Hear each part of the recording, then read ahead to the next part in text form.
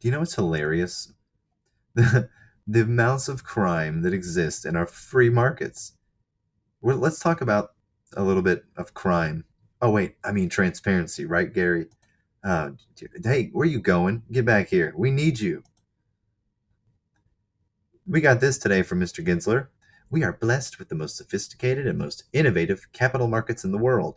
The US hold a 24% global share. That's because we're all creating debt to other countries and forcing them to do so they can sustain their own economies. But, anyways, moving on.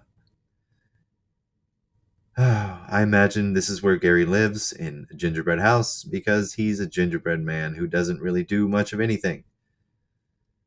Now, this is the market share graph, the one of all the exchanges, or the SROs, the ones that I report on all year long, the filings. This one right here is the ADF facility that takes up, you see over there, 38% back in September of 2016. Well, not much has changed since then, other than the fact that, it's gone up significantly. At one point this year, around January, it hit its all-time high and was trending up since the beginning of basically COVID. So we hit the peak at February 8th, and then it's been trending up ever since. So good job, Gary. You're aware of the problem, but you don't do anything to fix it. So what do we do now?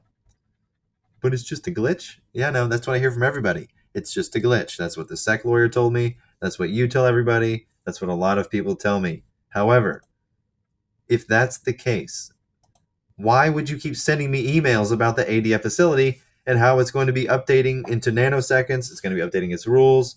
You have important notices surrounding it. If it's not being used, you seem to be going to a lot of effort to update all this shit that's not being used, right, Gary? I would just like to know what you're doing.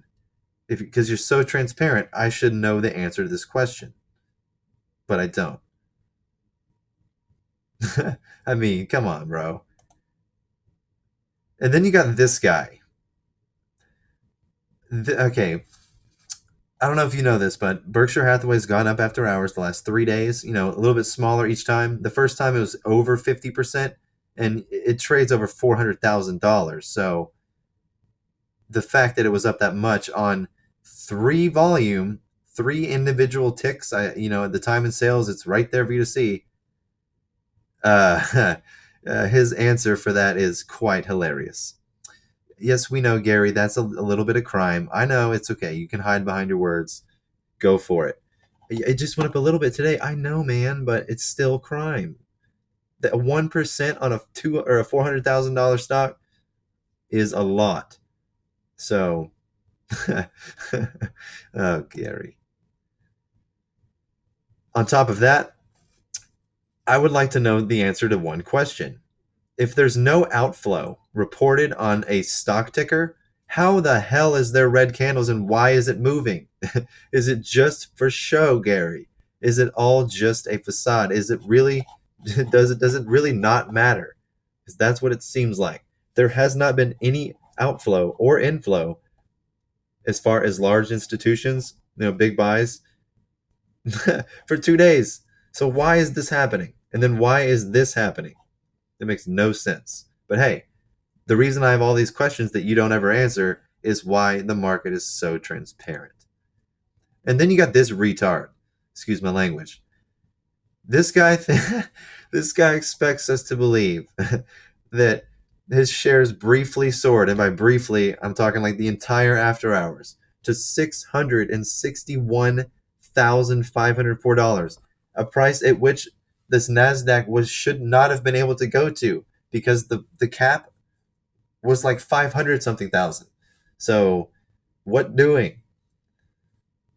And that's not even correct. It was not even a single trade. It was three separate trades, one volume each. So technically that's three trades for tax purposes. Anyways, Warren Buffett said he was seeing very substantial inflation. That's the reason why it's inflation. Three volume equals inflation for Berkshire Hathaway. Got it. So if you don't understand the problem here, the problem is that they expect us to believe this shit. And then you pull up a graph that they provide to you, that makes what they just said seem extremely idiotic. I mean, dude, we're talking like, hey, look, Gary, that's when you took office. Like right when Gary Gensler takes office, this shit happens. Is what is he doing? What's happening? All I know is the reason I have all these questions, and I know that everyone else does too, makes this quote here as retarded as it looks. So, Mr. Gensler, please answer these questions.